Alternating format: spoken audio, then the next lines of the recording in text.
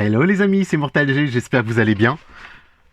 Eh ben écoutez, une fois n'est pas coutume, je vous présente K2000, Kit, la construction de la voiture. Bah d'Altaïa, bien sûr. Eh oui, bah on continue.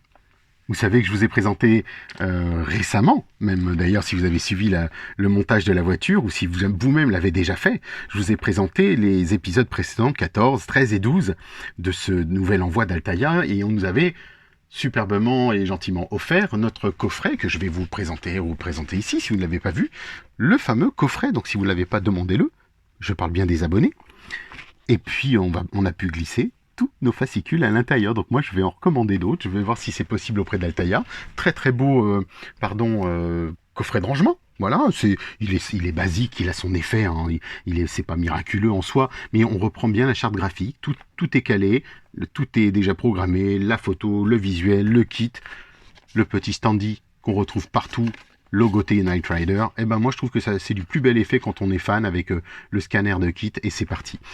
On retrouve de nouvelles pièces, donc vous savez les supports de roues en métal. Cette fois-ci on va attaquer la partie droite, mais avant de l'attaquer, bien sûr on a toutes les pièces qui sont fournies avec. Et le fascicule numéro 15. Et qu'est-ce qu'il a ce fascicule? Ah, alors là, il est génial. C'est le fascicule, le prototype.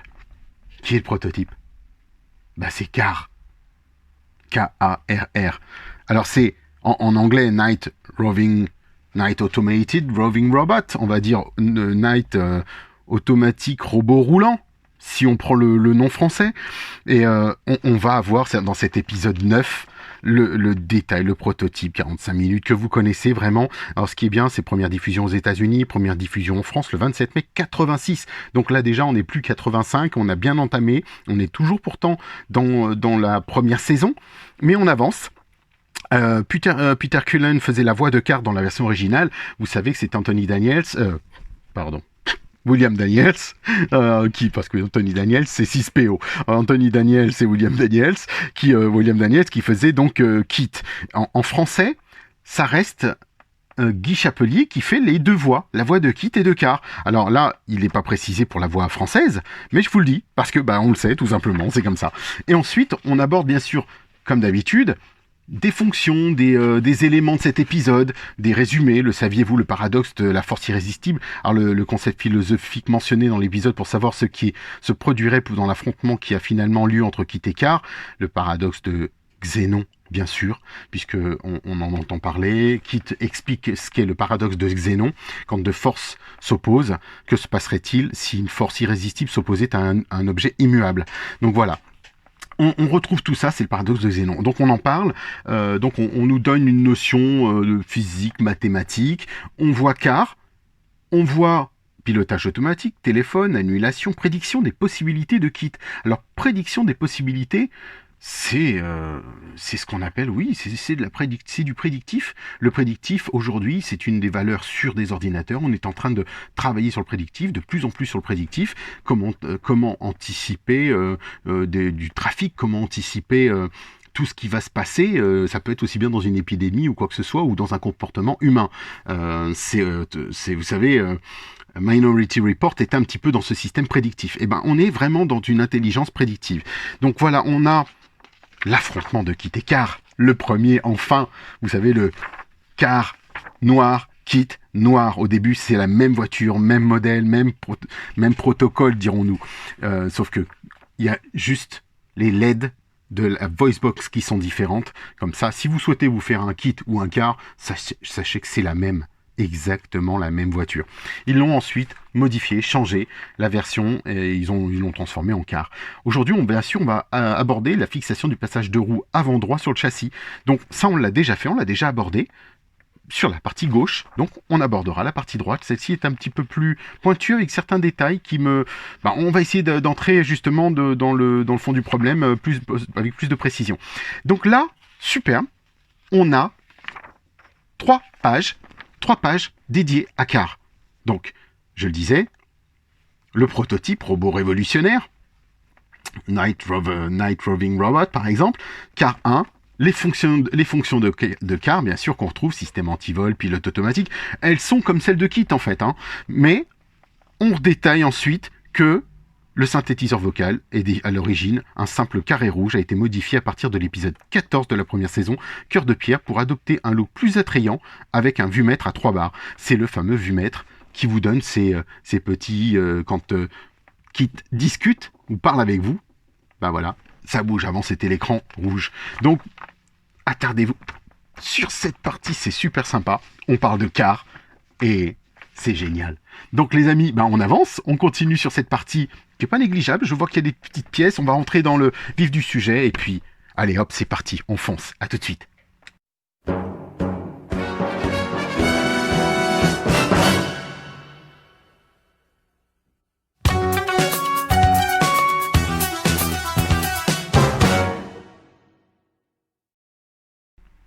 Et voilà les amis, il va falloir qu'on soit vigilant quand même, parce que sur cette partie, dirais-je, du moins sur cet épisode, on a vraiment plein de petites pièces et des nouvelles pièces qui... il faudra faire attention. Ce sont les unités de commande électronique qui vont bien sûr avoir des connecteurs, des petits connecteurs qui sont minuscules.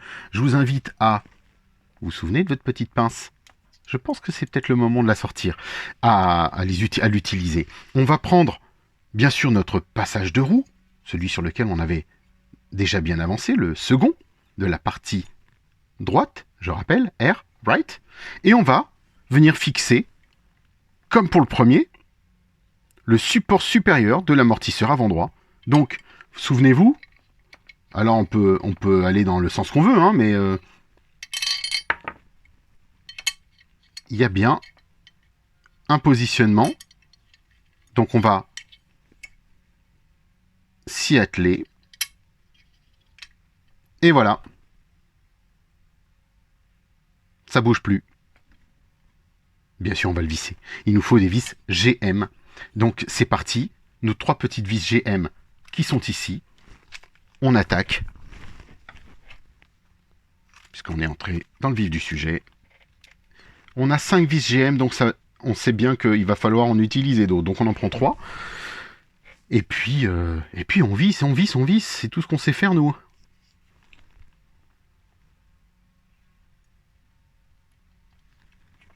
C'est parti. À vous de jouer, hein. Là, aucune complexité.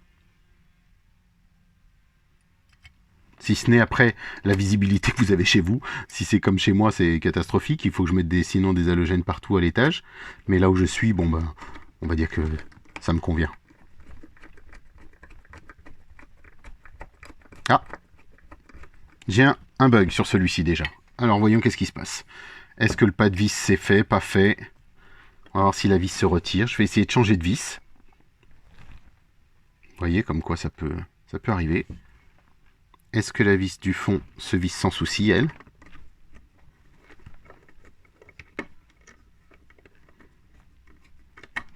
Oui, elle y a pas de souci. Là, je crois. Non, pas de problème. Alors, c'est celle-ci. Donc, on va voir si... J'ai l'impression, c'est vraiment qu'une impression peut-être, que le pas de vis est décalé. Ouais. Donc, faut faire très attention. Et est-ce qu'il va pouvoir aller se fixer celui-ci? Ah bah oui, voilà. J'ai pris une autre vis et c'est parti tout seul. Donc c'était peut-être la vis qui n'avait pas de pas de vis de démarrage, mais voilà. C'est fait. On a notre première partie montée. Alors, je renforce. Puisque moi je le monte avec vous en direct, donc vous avez largement le temps chez vous de prendre ce temps, de faire des pauses et de vous assurer que tout soit bien vissé, parce que moi le problème, une fois que je l'ai monté, ça m'embête de le redémonter, et ensuite pour vous montrer. Vous vous souvenez, on va continuer avec cette fameuse tige d'amortisseur avant droite. On reprend, elle va bien à l'intérieur avec son ergot, donc on ne peut pas se tromper de sens, et on la fixe du moins avec une vis MM, les fameuses grosses vis là. Donc les GM, je vais les garder, je vais les ranger pour le moment, parce que je pense qu'on va en avoir besoin encore. De nouveau, ils vont... Nos vis, je disais donc MM, pardon. et on va venir visser, bien sûr, la tige. Donc vous positionnez la tige dans l'ergot, alignée, et je vais voir si cette fois-ci elle se visse bien, comme celle que j'avais faite précédemment.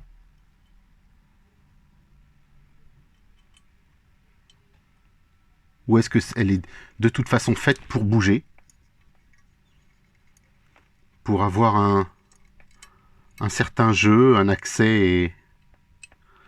Voilà, là j'ai déjà avancé un pas de vis, maintenant il ne me reste plus qu'à fixer tout ça.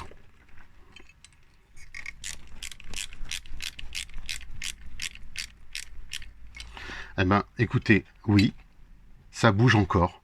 Vous vous souvenez, je vous avais dit, oh tiens, c'est étonnant, je comprends pas que ça puisse bouger. J'ai bien serré, bien vissé. Et ça bouge. Alors, attendez, on va arrêter le boîtier.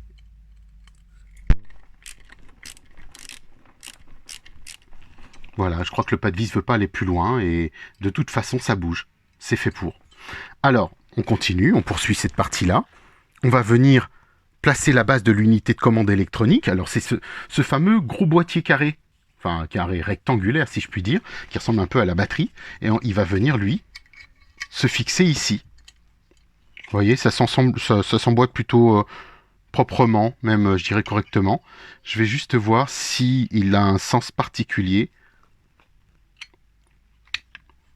Afin de... Bah oui, voilà. Alors attention.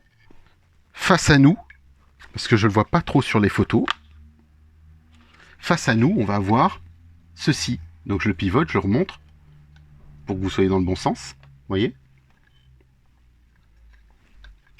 Et on va devoir le consolider avec une vis CP. Donc on retourne délicatement. Tiens, je vais le mettre en appui avec mon tournevis, s'il le veut, ou pas du tout. Non, peut-être. Bon, c'est pas grave. Vis CP. Il y en a deux. C'est une grande vis, hein, donc logiquement, c'est ce qu'il nous faut. Et c'est celle qu'on avait précédemment. Donc, on remet la CP. On tient tout le bloc. On tient... Ça devrait se visser sans problème, hein. Logiquement, là, c'est plutôt facile. Voilà, il tient. Je vois qu'il y a un peu de jeu, donc je préfère le serrer. C'est du plastique, mais bon, il bougera pas après, hein. Ou vraiment, logiquement, très peu. Parce que j'aimerais pas avoir du jeu.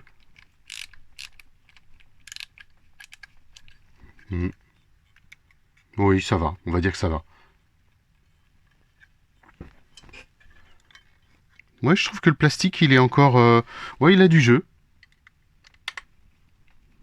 J'essaie encore un peu, sans forcer. Je pense que les vis et les pas de vis sont vraiment plutôt légers là-dessus, hein. Enfin, on va faire attention. De toute façon, quoi qu'il en soit, on a cette partie qui est montée. Et on va attaquer une partie un peu délicate. Alors là, vous vous souvenez, tout à l'heure, je vous ai parlé d'unité de commande électronique. Et puis, avec des petites broches. Donc, il va falloir aligner, affiner. Je ne sais pas si on le voit bien ici. Ces petites broches, alors je vais les découper et puis on va les ouvrir comme ça. Et puis on va pouvoir regarder ça même avec la pince à épiler. C'est vraiment minuscule, regardez. C'est tout petit. Alors, moi avec mes doigts, regardez celle-ci.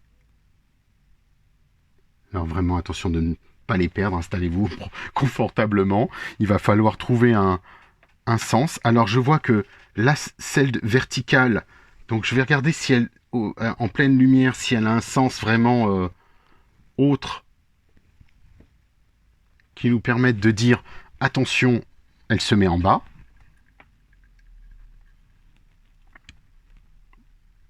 On va regarder ça tout de suite. D'ailleurs, bah, ça fonctionne. J'ai testé. En fait, vous voyez ces petites... la petite tétine, enfin on va dire le petit ergot que je viens de mettre, il a un bout plus fin et un bout plus gros. Le bout plus gros se met contre le boîtier, à l'intérieur du boîtier, au deuxième trou, au trou inférieur. Ensuite, on va faire la même chose avec celui-ci. Donc je comprends que le bout le plus gros entre dans le boîtier. Prendre la pince à épiler, hein. Franchement, n'hésitez pas, parce que là, je pense qu'avec les doigts, ça va pas être évident.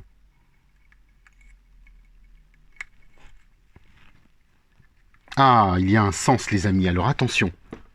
Il y a un sens. Ah, bah ça c'est bon à savoir. J'essaie de faire un point, parce que j'ai une lumière à côté de moi, juste sur ma gauche. J'essaie de voir la petite pièce, à quel niveau se situe le sens d'infiltration, si je puis dire. Eh ben, je l'ai trouvé. Bah, c'est l'inverse. C'est le sens le plus petit, le plus fin des deux. Alors, je sais pas si on peut le voir ici, on peut le distinguer. Vous voyez? Hop.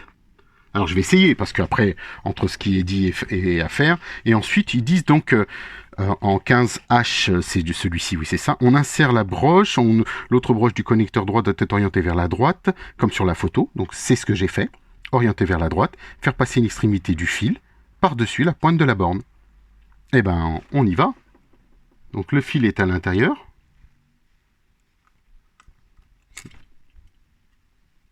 Ouais, mais là c'est très très fragile. Alors là, je vous le dis, faites très attention. Je viens de l'ouvrir et c'est je dirais que la petite, le petit L s'est tordu. Donc voilà, on va dire que c'est mis, il est installé. Vous le voyez là, comme ceci. On touche plus à rien.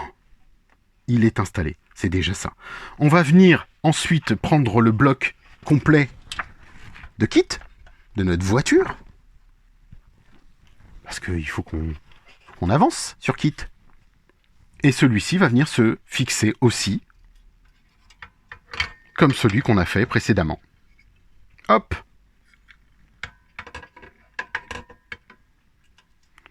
Passage de roue. Passage arrière.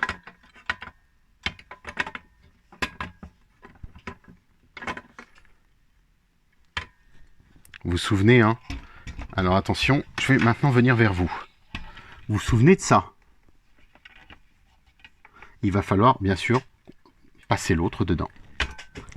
Mais avant toute chose, on a notre ressort qui doit y être.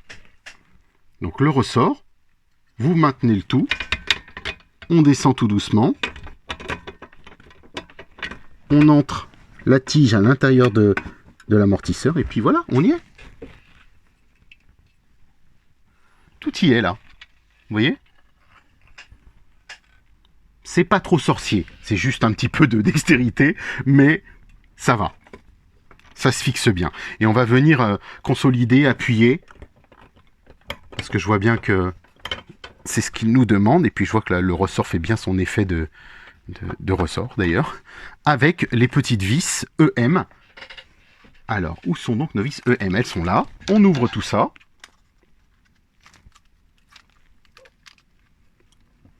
On a 3 vis. Je me souviens que les premières viennent en bas. Du moins, la première vient en bas. Ensuite, on en a une. Ah, j'ai mon petit fil qui est parti. Écoutez, celui-ci, il vient de partir. Je vais le remettre après.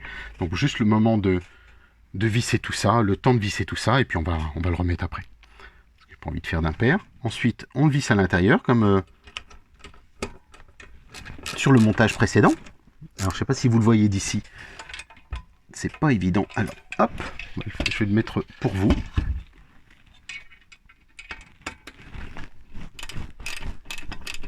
Voilà, donc j'ai monté celui-ci, celui qui est en bas, toujours avec les vis EM, et en EM encore, on a, alors elle est où celle-ci?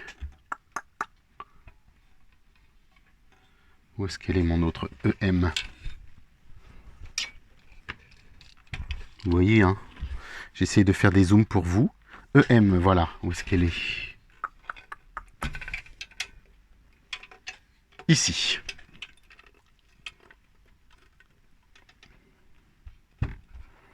Mais ce qui est étonnant, c'est pourquoi j'ai du jeu en serrant les deux. Enfin, j'ai pas de jeu, pardon. Vous savez, la EM doit venir ici. Quand on retourne la pièce complètement, elle doit venir ici, appuyer. Alors, en EM. Donc, on va tenter le coup, mais je la trouve très loin et je trouve que j'ai comme si j'avais besoin, vous savez, d'appuyer. Alors, est-ce que c'est la... Voilà, je me disais aussi. Eh ben voilà, le jeu était rattrapé, c'est parce qu'il n'était pas assez bien clippé. Donc voilà, la EM va venir ici.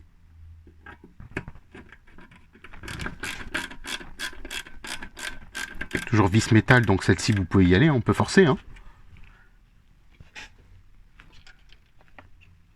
On a bien vissé. Et ensuite on va avoir, comme le précédent, la petite vis GM qui va venir dans le coin là. Juste ici. Regardez, dans ce petit coin. Là. GM. Et ben c'est le moment, on en profite. On enchaîne. Hein. Alors oui, c'est pareil, le montage est le même, mais ce sont juste de petites subtilités qu'il faut noter d'un montage à l'autre. Vous voyez par exemple celui-ci, il se visse tout seul. Le précédent, il voulait pas. Donc voilà, on a bien notre roue, elle est montée, elle est vissée, et on visse là-dedans. EM, métal, moi je renforce tout. Allez hop, c'est le moment. Est-ce qu'il y a des vis qui ont bougé? Est-ce que la matière a travaillé? Est-ce que, en étant, je ne sais pas, vous savez, tout dépend du climat que vous avez chez vous, du froid, du chaud, tout peut avoir un impact. Et regardez, moi, je vais remettre le tuyau, je me dis, des fois aussi, il serait peut-être pas mal de mettre un point de colle. Pour le moment, je ne le fais pas parce que je ne sais pas où la maquette va nous emmener. Est-ce que ce point de colle est nécessaire ou pas? Donc, ici, le petit fil, il est fixé, il est vissé, enfin il est installé. Et puis est-ce qu'il faut le coller, pas le coller, on verra ça plus tard. Il y a une deuxième tétine qui servira donc à un tuyau supplémentaire, donc on s'en verra par la suite. Voilà les amis, il nous reste notre petit capuchon. Où est donc mon capuchon? C'est ce que je me demandais tout à l'heure. Vous voyez, il y a des petites pièces et pourtant je suis installé sur du rouge. Et mon capuchon a disparu. Il est là. Voilà. Capuchon d'amortisseur. Vous vous souvenez quand on a fixé tout à l'heure au-dessus de l'amortisseur? Et bien maintenant, on va mettre le capuchon.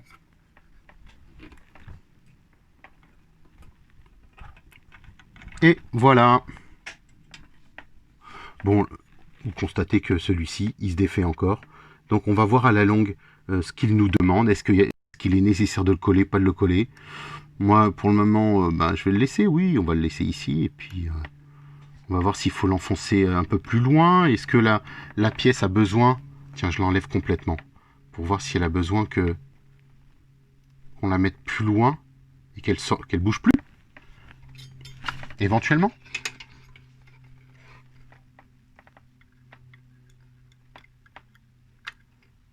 Est-ce qu'elle tient?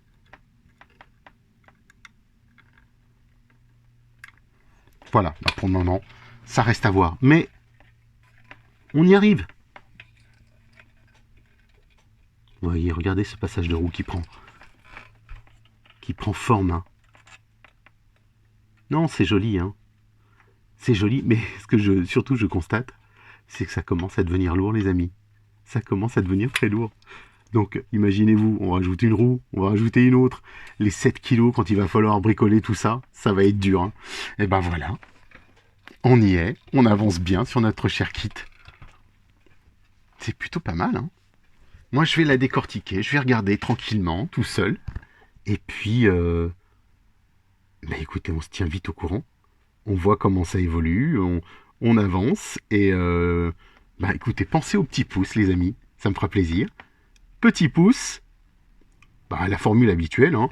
Petit pouce, abonnement, je partage, j'en parle à tout le monde, je dis à tout le monde que je suis content de faire une K2000, que c'est génial. Non, elle est, bah oui, elle est perfectible et c'est comme tout. Voilà, il y a des moments où vous voyez, je disais, ah tiens, c'est bizarre, tel pas de vis ne passe pas. Eh ben, on bricole. C'est ce qui fait que on laisse une trace de nous dans cette voiture. Je trouve qu'on se l'approprie. On se dit, bah c'est pas ça, bah tant pis, je vais le mettre comme ci, comme ça. On se souvient, c'est nous qui l'avons faite. C'est comme une vraie mécanique auto. La Maca 2000, c'est moi qui l'ai faite. Je ne peux pas dire qu'il y ait d'autres personnes qui l'ont construite avec moi. Je l'ai fait tout seul. Au début, c'est mon fils, l'ancien petit ami de ma fille ils se sont amusés à dézinguer tout le bas de la carrosserie. On a tout enlevé. Voilà, mais le reste, je l'ai monté. Je leur ai demandé un petit coup de main parce qu'à un moment donné, je ne pouvais pas mettre le pare-choc à droite ou à gauche. Et après, je mettais des scotch, je me débrouillais tout seul, mais ça reste vous mettez une partie de vous dans ça, et je pense que bah, ça vaut le coup, honnêtement, c'est super sympa, je trouve que cette maquette est vraiment... pour moi, du plus bel effet, ça démarre bien. Les délais pour certains trouvent qu'ils sont longs, moi non, moi je trouve que on a le temps. Voilà, et puis en même temps, c'est un certain budget, donc même si me les débite en décalé, ça me dérange pas. Je vous dis donc à très très vite les amis. Merci, merci mille fois de me suivre, d'être là, d'être présent et présente, de vos encouragements, de vos messages. Je vous retrouve très vite. On espère dans presque un mois pour la suite. Donc à très vite. Allez, à bientôt. Ciao, ciao.